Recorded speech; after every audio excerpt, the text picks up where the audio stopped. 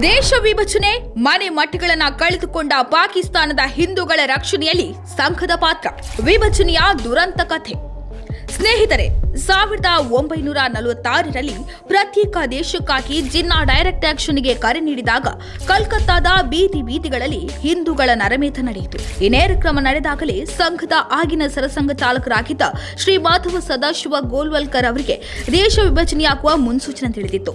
ದೇಶ ವಿಭಜನೆಯಾದರೆ ಆ ಸಮಯದಲ್ಲಿ ಹಿಂದೂಗಳ ಮೇಲೆ ಆಗಬಹುದಾದ ದೌರ್ಜನ್ಯವನ್ನ 1946ರಲ್ಲಿಯೇ ಊಹಿಸಿದ್ದರು. ಅದೇ ಸಮಯದಲ್ಲಿ ಕಾಂಗ್ರೆಸ್ ಮತ್ತು ಮುಸ್ಲಿಂ ಲೀಗಿನ ಮಧ್ಯಕಾಲೀನ ಸಂಯುಕ್ತ ಸರ್ಕಾರ ದಿಲ್ಲಿಯಲ್ಲಿ ಅಧಿಕಾರ ವಹಿಸಿಕೊಂಡಿತು. ಅದರ ಕೇಂದ್ರೀಯ ಅಸೆಂಬ್ಲಿ ಅಧಿವೇಶನದ ಮೊದಲನೇ ದಿನವೇ ಲೀಗ್ ತನ್ನ ಧೂರ್ತತೆಯನ್ನು ಪ್ರದರ್ಶಿಸಿತು. ಇದು ಎರಡನೇ ದಿನವೂ ಮರುಕಳಿಸದಂತೆ ನಿಯಂತ್ರಣಕ್ಕಾಗಿ ಕಾಂಗ್ರೆಸ್ ನಾಯಕರು ಮಾಡಿದ ಮನವಿಗೆ ಪ್ರಾಂತ ಪ್ರಚಾರಕರಾಗಿದ್ದ ಮಾಧವರಾವ್ ಅವರು ಸಂಘದ ಸ್ವಯಂ ಸೇವಕರನ್ನ ರಕ್ಷಣೆಗೆ ಕಳುಹಿಸಿದ್ದರು. ಪುಂಡ ಮುಸ್ಲಿಂ ಲೀಗಿನ ಕಾರ್ಯಕರ್ತರು ಇದರಿಂದ ತಣ್ಣಗಾಗಿದ್ದರು. ದೇಶ ವಿಭಜನೆಯ ಸಂದರ್ಭ ಬಂದರೆ ಆ ಸಂಕಟಗ್ರಸ್ತ ಸನ್ನಿವೇಶದಲ್ಲಿ ಜನಮಾನಸದಲ್ಲಿ ಧೈರ್ಯ ತುಂಬುವ ಕೆಲಸವನ್ನ ಸ್ವಯಂ ಸೇವಕರು ಮಾಡಬೇಕೆಂದು ಗುರೂಜಿಯವರು ಕರೆ ಕೊಟ್ಟರು. 1947ರ ಜೂನ್ 3ರಂದು ದೇಶ ವಿಭಜನೆಯಾಗುವ ಪ್ರಕಟಣೆ ಬಹಿರಂಗಗೊಂಡಿತು.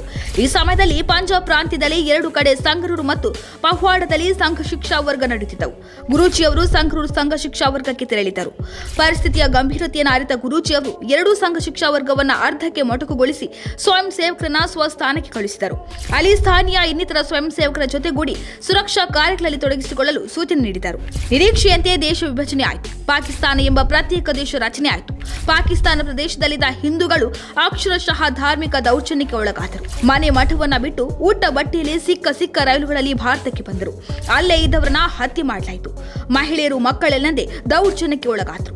ಸಹಸ್ರಾರು ಮಹಿಳೆಯರ ಮಾನಹಾನಿಯಾಯಿತು. ಎಲ್ಲಾ ಹಿಂಸಾತ್ಮಕ ಸನ್ನಿವೇಶದ ನಡುವೆ ಭಾರತದ ನಾಯಕರು ಮಾತ್ರ ಸ್ವಾತಂತ್ರ್ಯದ ಸಿಹಿ ಹಂಚುತ್ತಿದ್ದರು.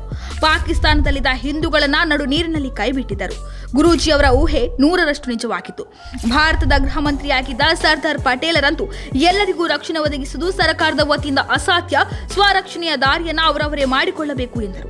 ಸಂಘದ ಸ್ವಯಂ ಸೇವಕರು ಪಾಕಿಸ್ತಾನದಲ್ಲಿ ಹಿಂದೂಗಳ ರಕ್ಷಣೆಗೆ ಕಟಿಬದ್ಧರಾಗಿ ನಿಂತರು. ಹಿಂದೂಗಳನ್ನ ಗಡಿಯಾಚೆಗೆ ತರುವ ಕೆಲಸವನ್ನ ಮಾಡಿದರು. ಈ ಸಂದರ್ಭ ಸ್ವಯಂ ಸೇವಕರ ಬಲಿದಾನವೂ ಆಗಿತ್ತು. ಸ್ವಯಂ ಸೇವಕರು ಗಡಿಭಾಗದಲ್ಲಿ ಪಾಕಿಸ್ತಾನದಿಂದ ಬಂದ ಹಿಂದೂಗಳಿಗೆ ಸುರಕ್ಷಾ ಶಿಬಿರಗಳನ್ನು ತಾತ್ಕಾಲಿಕವಾಗಿ ಮಾಡಿದರು. ಅವರಿಗೆ ಬೇಕಾದ ಮೂಲ ಸೌಕರ್ಯಗಳನ್ನು ಕಲ್ಪಿಸಿದರು.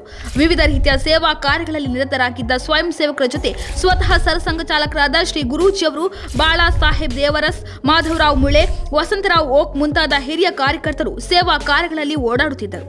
ಸ್ವಯಂ ಸೇವಕರಿಗೆ ಮಾರ್ಗದರ್ಶನ ನೀಡುತ್ತಿದ್ದರು. ಸುರಕ್ಷಾ ಶಿಬಿರಗಳಲ್ಲಿ ಸ್ಥಳ ಸಾಕಾಗದೆ ಸ್ಥಾನೀಯ ಸ್ವಯಂ ಸೇವಕರು ತಮ್ಮ ಮನೆಗಳಲ್ಲಿ ಪಾಕಿಸ್ತಾನದ ಹಿಂದೂಗಳಿಗೆ ಆಶ್ರಯ ನೀಡಿದರು.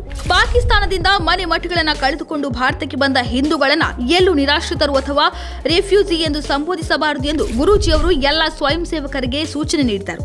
ಅವರ ಚಿಂತನೆಯಂತೆ ಭಾರತವು ಒಂದು ದೇಶ.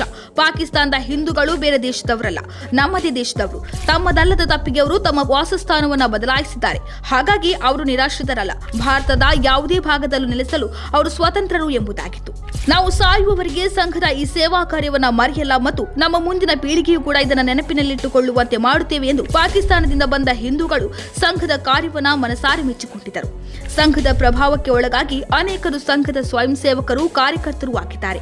ಒಟ್ಟಿನಲ್ಲಿ ಕೇಂದ್ರ ಸರ್ಕಾರ ಪಾಕಿಸ್ತಾನದ ಹಿಂದೂಗಳನ್ನ ನಡು ನೀರಿನಲ್ಲಿ ಕೈಬಿಟ್ಟರು ಸಂಘ ಮಾತ್ರ ತನ್ನ ಕೆಲಸವನ್ನ ಸಹಜ ರೀತಿ ಎಂಬಂತೆ ಮಾಡಿತು.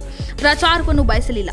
ಗುರೂಜಿ ಅವರಲ್ಲಿ ಆಗಿನ ಸೇನೆಯಲ್ಲಿದ್ದ ಬ್ರಿಗೇಡಿಯರ್ ಒಬ್ಬರು, ನಿಮ್ಮ ಸಂಘಟನೆಯ 14ರಿಂದ 16 ವರ್ಷದ ಹುಡುಗರು ಕೂಡ ಪಾಕಿಸ್ತಾನದಲ್ಲಿ ಹಿಂಸಾತ್ಮಕ ಘಟನೆಗಳ ನಡುವೆಯೇ ಸೇವಾ ಕಾರ್ಯಗಳನ್ನ, ಹಿಂದೂಗಳನ್ನ ಸುರಕ್ಷಿತ ಸ್ಥಳಗಳಿಗೆ ಕಳಿಸುತ್ತಿರುವುದನ್ನ ನಾನು ನೋಡಿದ್ದೇನೆ.